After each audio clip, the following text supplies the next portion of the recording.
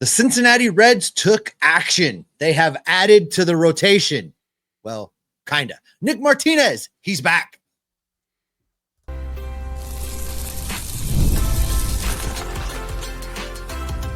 You are Locked On Reds, your daily Cincinnati Reds podcast. Part of the Locked On Podcast Network, your team every day. Welcome into Locked On Reds. My name is Jeff Carr. His name is Steve Offenbaker, and we are lifelong Cincinnati Reds fans. And we have been doing this podcast now for a couple of years together. I've been on it for over 6 years now. We've been podcasting about the Reds collectively for almost 14 years. And we're happy that you're alongside us here today. Locked On Reds is a daily look at the Cincinnati Reds. We bring you the big news we know that you know. We're going to tell you why it's big and why it matters every single day. Thank you for being alongside us here. Locked On Reds is, of course, part of the Locked On Podcast Network. We are your team every single day. Thanks for being with us here today, because on today's show, we are going to be talking about Nick Martinez accepting the qualifying offer and, why it's such a big deal. And when it comes down to it, is being the highest paid pitcher in Reds history going to preclude the Reds from doing any other moves? We've got to discuss that. Is he overpaid? That's coming up here in a few minutes. But we will begin with the fact that the Reds are retaining their second best pitcher from last year on today's episode that is brought to you by Game Time. Download the Game Time app, create an account, and use code LOCKEDONMLB for $20 off your first purchase. All right, Nick Martinez, he's back, signs the $21.05 million qualifying offer. That there were reports about a week ago that he was going to accept the qualifying offer. You and I both saw that as posturing by his agent, Scott Boras, because he wasn't getting the multi-year deals he expected. And now he's here, which I think we'll talk about the money side of things here in just a minute, but I love the fact that the Reds are keeping him for 2025. Yeah, I think when the team made this offer, they had to know there was a possibility he was going to accept it. So, that wasn't done lightly. That's a big number, and the Reds did not enter into that deal lightly. I like that Nick Martinez has signed this deal. Listen, he's betting on himself. If he's not getting the multi-year deals that he wanted, he's taking a very lucrative short-term deal, but that could blow up. If he doesn't maintain the level that he pitched at last year, that's going to cost him. If he doesn't do or expand upon what he did, he's not going to be able to parlay that into a multi-year deal. So this is a gamble on his part too. He's betting on himself. I think that he's probably somewhere in between what he's always been and what he was last year. He pitched the best month of his life for the Reds there in 2024. I think what that means is that he can be a very good number 3, number 4 starter for this team in 2025. I think at $21 million on a 1-year deal, a number 4, number 5 starter, that's great.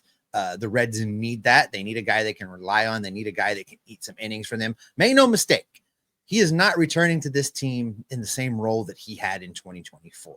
He is not coming back as the back and forth swing guy, pitch from the bullpen some, pitch from the rotation some. He is a starting pitcher for the Cincinnati Reds in 2025, and I'm okay with that. I like this deal. I like the fact that the Reds are stabilizing the rotation. Yesterday, we talked about them possibly trading for another starting pitcher, and that's going to lead to a lot of conversation should that happen. But this is good. This puts a reliable guy in the rotation to go along with some of the question marks that you still have to answer from last year, and it moves the Reds forward, and I like it. Yeah, the main question mark coming into this offseason was the outfield. But honestly, the starting rotation depth and lack thereof had an argument to be just as big, if not bigger. And Nick Martinez remaining with the Reds at least helps that feel a lot lesser of a problem. I think it's interesting. The $21.05 million that he will make in 2025 is the most, and I saw this from Joel Luckup, that this is the biggest contract a Reds pitcher has ever had for a singular season. Homer Bailey had that distinction before, making $21 million. So Nick Martinez does like the Price is Right thing where he beats him by $1. I mean, he beats him by like $50,000, but still, like, the whole point, like, he barely beat him. But I think it's interesting because you are talking about a guy that does not have I think, a chance to contend for the ace of this staff, but really is just here for stabilization. I think this says a lot about the market. It says a lot about what the Reds believe that they have in Nick Martinez, and they believe that they would have to go get elsewhere. They're okay maybe paying more than some other people would think. And I want to discuss whether he's overpaid in just a few minutes, but consider this. And I mentioned this on the show where we were looking at, will he accept it or won't he accept it? On the free agent market this offseason, no pitcher had higher wins above replacement than Nick Martinez did. At 3.8 wins above replacement, he was going to be technically the best pitcher on the free agent market from a year ago. Now, body of work, you can debate otherwise, but for the last singular year, he was the best. So I kind of feel like this is a move on the Reds' part to make sure that they don't lose that, because I don't know that you could have replaced that with just one guy. Yeah, Baseball Reference has him at 4.0 on WAR. That's an all-star level performance. So you're right. He's not a slouch. And if you look, and I don't want to give the impression, Jeff, that I'm saying that it was a fluke year for him last year. Right. He did pitch lights out, but if you look at his last 3 seasons, basically, if you look at his body of work since he returned from Japan, 2 years with the Padres, first year he pitched in 47 games, 3.47 ERA. He did in fact start for the Padres that year, 10 games. You look at 2023, 63 games, a 4.43 ERA, 110 innings pitched, started 9 games for the Padres. Comes to Cincinnati, it continues, right? His innings went up, his number of starts went up, his ERA came down. You look at his walks per 9, Jeff, 1.1. Strikeouts per 9. Again, another guy. We talked about this yesterday when we talked about potential trade addition for the Reds. 7.3 strikeouts per 9. He's not mowing guys down, but he's getting the occasional whiff. But for me, if you're throwing 140 plus innings, starting 16 games, and your walk rate is 1.1, you have command of your pitches and you know the strike zone. And that is exactly the kind of guy the Reds need in this rotation. Was he the best free agent pitcher available? There's a lot of big names. There's a lot of names that are potential free agents in the free agent market this offseason. But those are names that are all 38, 39, 40 years old. Nick Martinez is going into his age 34 season. He still has a lot of life on his arm, and he's coming off a year where he demonstrated he knows how to get the job done in the starting rotation. I like this signing. I like it. Yes. And people freak out about the number, right? Highest paid pitcher ever. Oh my God. $21 million. Are you kidding me? Baseball money is not real, people. Yeah. And I don't know why we continue to be so worried about the money. We're not writing the checks. Why is everybody so worried about Bob's money? It doesn't matter. What matters is it's a short-term deal that allows the Reds to bridge this rotation, give the younger guys time to finish getting ready so that we don't have to rush them to the majors, and still allows the Reds to be in competition for this division. Give me a con. Is there a con? Is there a con to doing this? Like, if you're, get in the comment section. If you don't like this, if you don't like this deal and you have a con of the deal, bring it to me, but don't come at me about the money, because I don't care. Come at me with some legitimate cons to the pros that I've just given. Yeah, and I think, too, the other part of this is that they're not locked into some kind of god-awful 4, 5, 6-year contract to keep a quality. It's not a Homer Bailey 10-year deal. Right. You're not buying a guy for more years than he's worth. Like, I would even entertain the money conversation for a second to say, like, okay, well, what if you got this guy at this amount, this guy at this amount, and Nick Martinez at this amount? It's like, okay, we could have that conversation. But the point of the matter is it's a 1-year risk. It is not a 2, 3, 4-year risk, because we have talked about that before with a lot of other free agents that the Reds missed out on.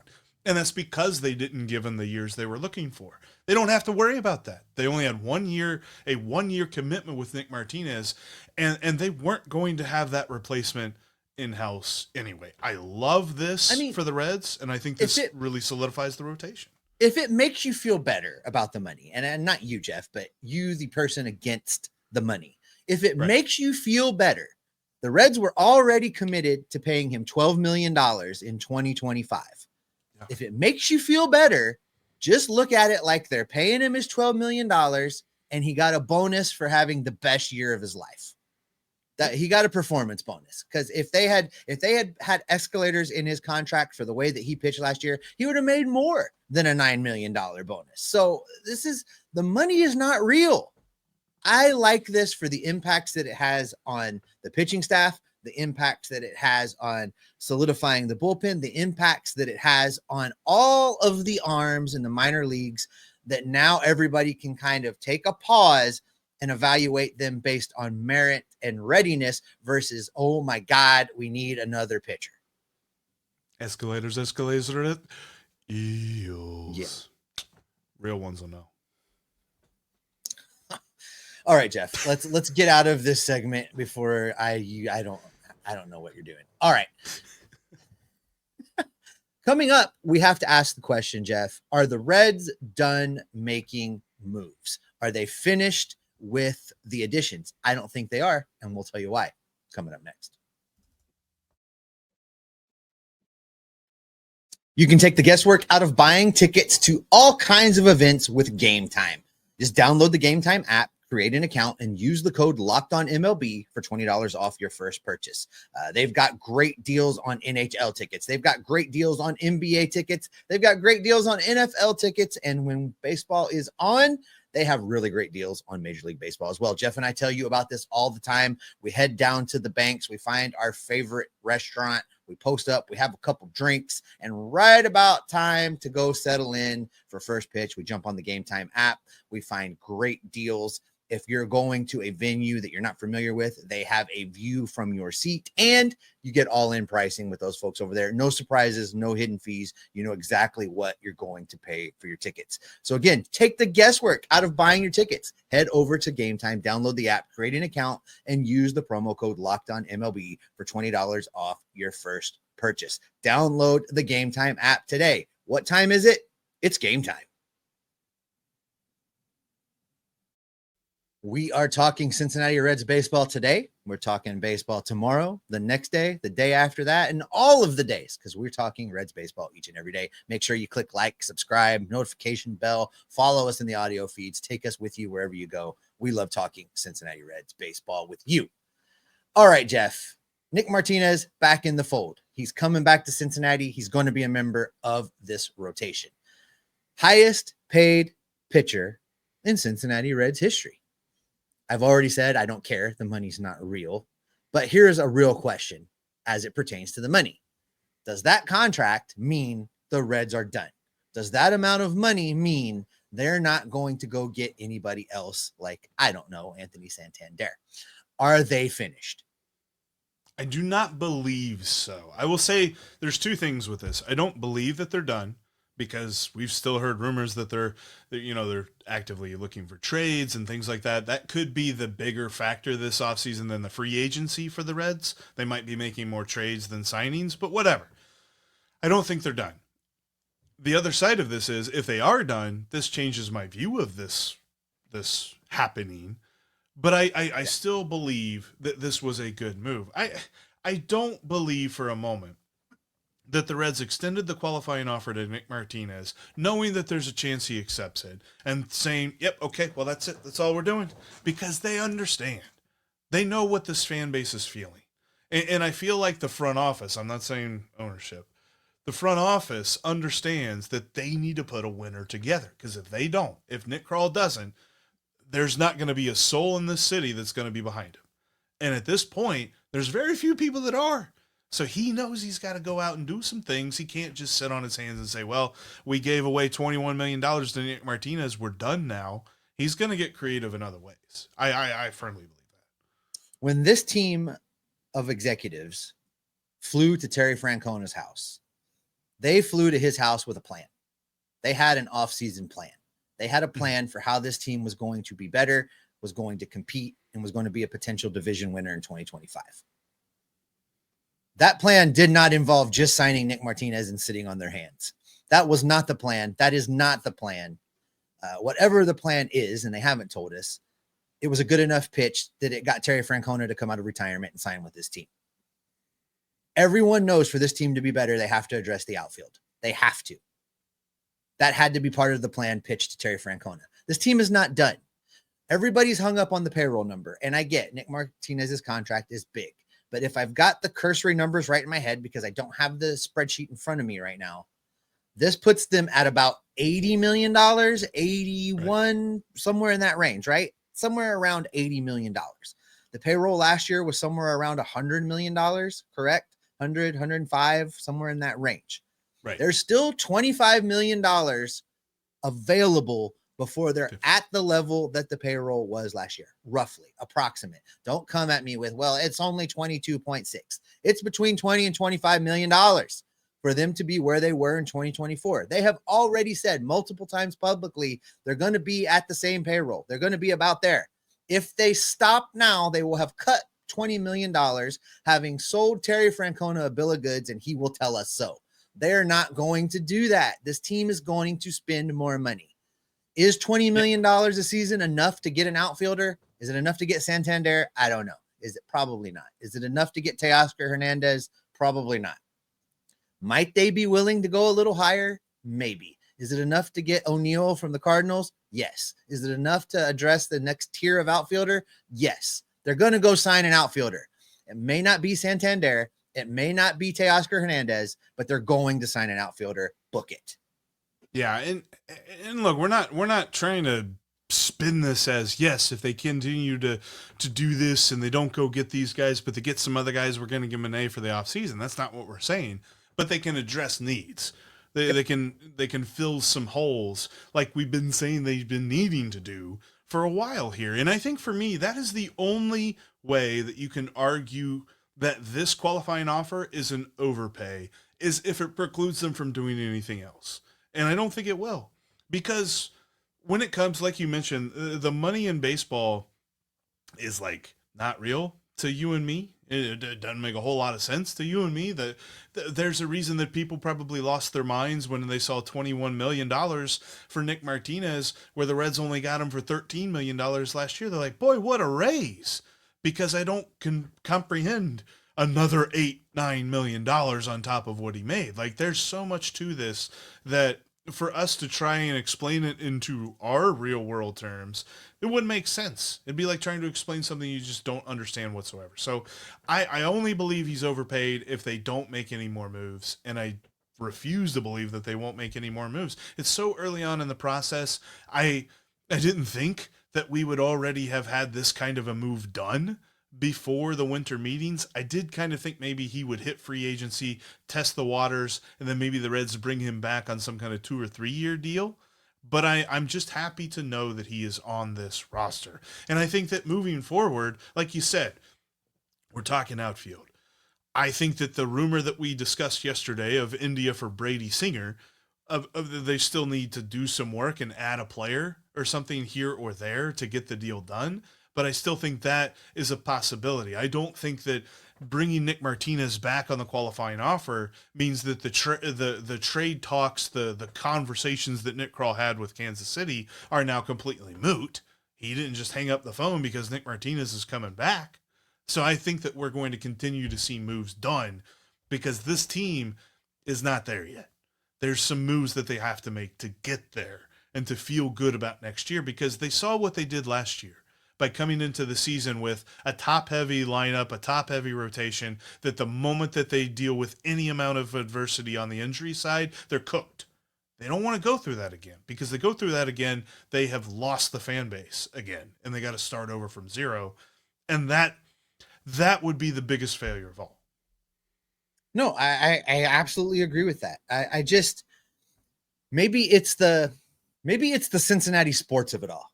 Maybe we should just be a little bit more conditioned to believe in failure. Maybe we should be just a little bit more understanding of the people that are reacting today with the, well, that's it, they're done. They're not going to sign anybody else. They're going to be terrible. As I get it. This fan base has been pummeled into, they didn't just been beat. They have been pummeled into submission year after year after year after year. But I really, truly believe, Jeff, that there has been some recognition that they're in danger of losing this town and this no longer being a baseball town. I think that as I don't, cheap's not the right word, but as miserly, I don't know, whatever word you want to use to describe this ownership group, as bad as they've been, their egos will not allow them to be the owners that made Cincinnati a football town. Their egos won't allow them to do that. They have a window to economically put a winner together. They know it. We know it. Everybody knows it. Now is the time for them to put together that economic winner. That window's not going to stay open forever. Ellie's only here for so long. Matt McClain's only here for so long. These guys are only here for so long. This is the year. This is the year that you go for it, which is kind of the plan all along. 2024 is kind of where we talked about, but this 2025, 2026, those years, if you go all the way back to when you and I were talking about this in 2022, those were the years we identified as the World Series potential years, right? Right. They're still on track for that, but now is the time to take action, and I think they will. So with Nick Martinez in tow and talking about possibly trading for Brady Singer, it seems as though the Reds have already finished with a key offseason need. We'll discuss that next. It may be the offseason in baseball, but there's never an offseason over at FanDuel, America's #1 sportsbook, because right now, new users can get $150 in bonus bets if you win your first $5 bet. Go sign up on FanDuel.com right now. There's some great futures odds when it comes to baseball. The Reds 60-1 to win the World Series next year. Terry Francona really wants you to take that line, maybe even wants to see it get a little bit more to the underdog side of things because he is ready to lead this team to where they want to go. But you can also check out football lines, basketball lines, hockey lines. They literally have everything. And if you are live betting during the game, you can see everything about the game all on the same page that you place your bets. Just visit FanDuel.com to join today. Like I said, new users with their first $5 winning bet can get $150 in bonus bets. Never waste a hunch and make every moment more with FanDuel, an official sportsbook partner of the NFL. Make sure to take us with you when you can't watch on YouTube. We are literally on every audio podcast app out there. Subscribe today.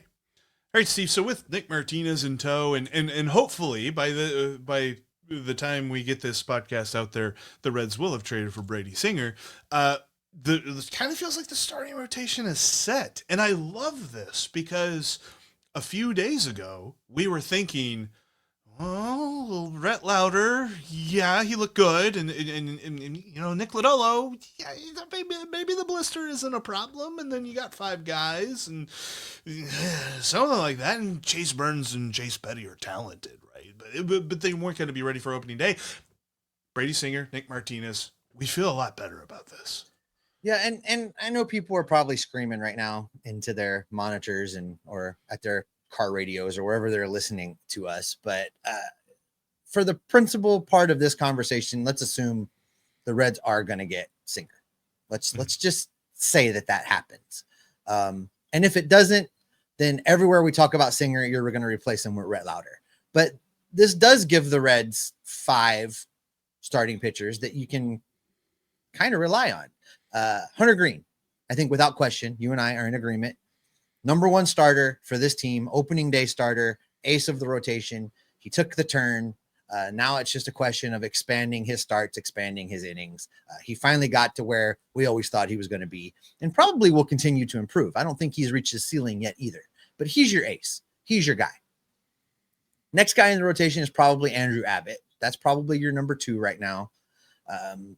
I like him for his durability. I like him for the amount of innings. And, you know, he pitches stretches of really, really, really good baseball. Yeah. There's your top 2.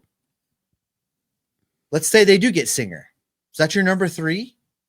That's probably your #3.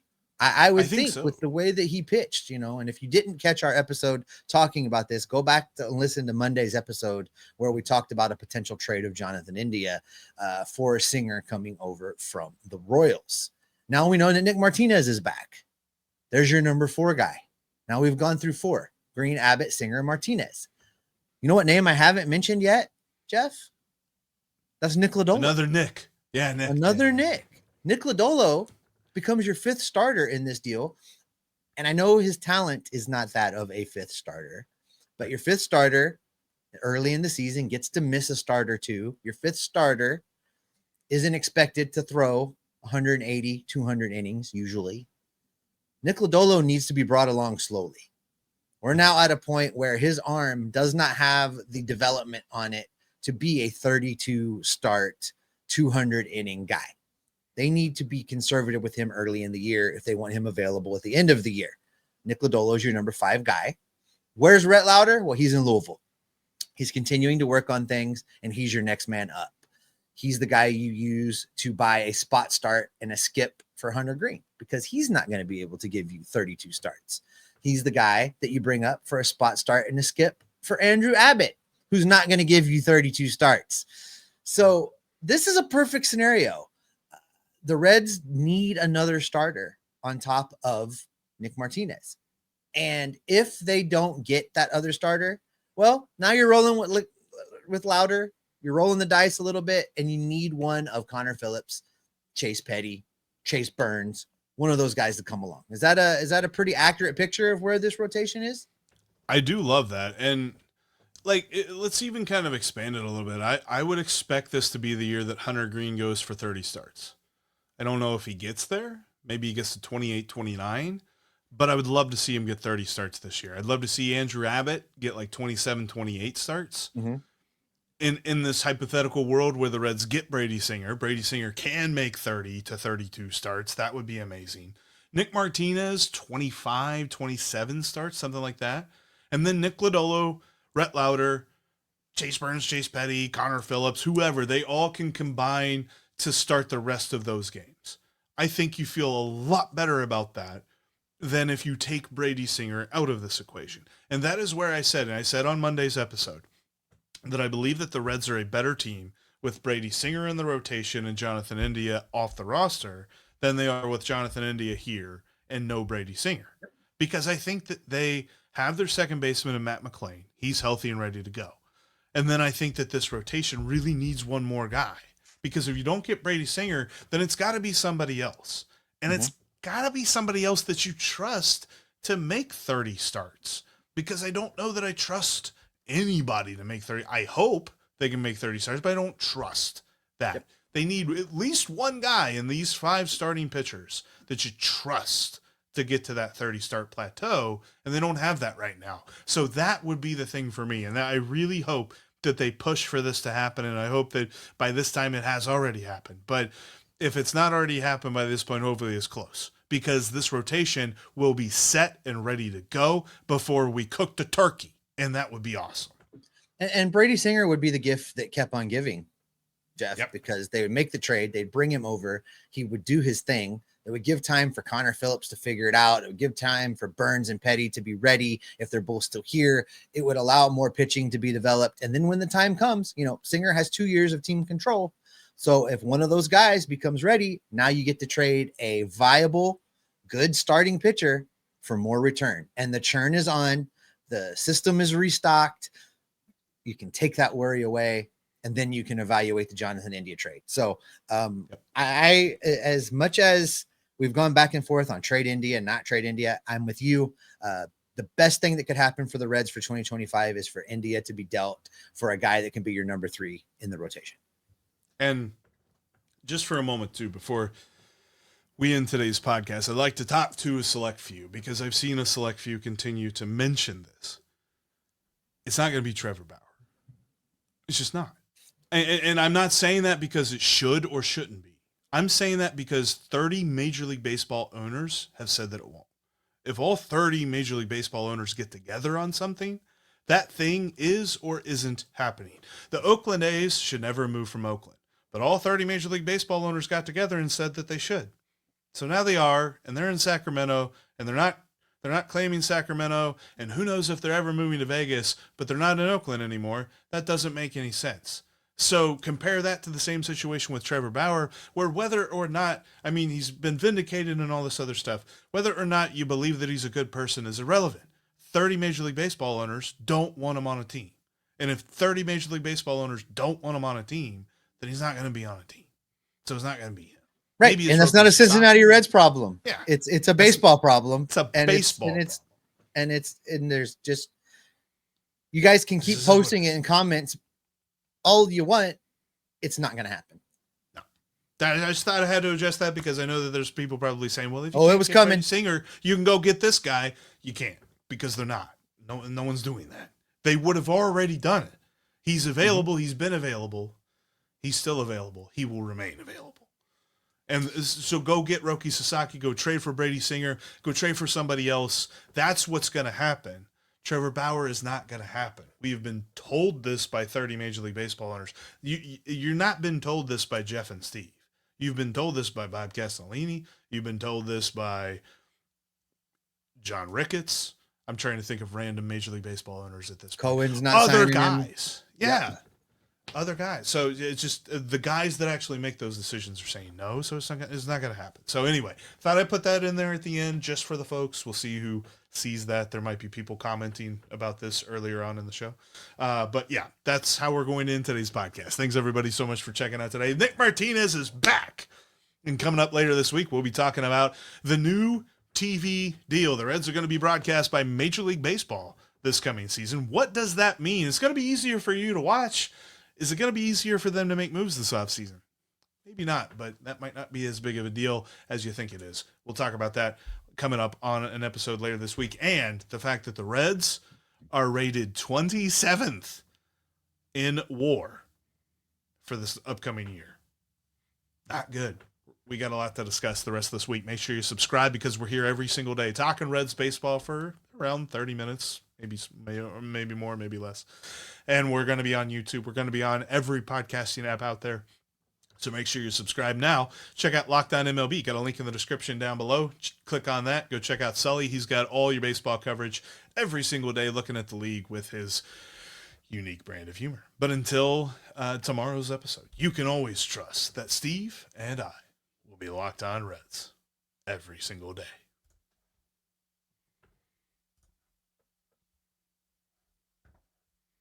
I didn't breathe at all there. Man, that was nice to breathe.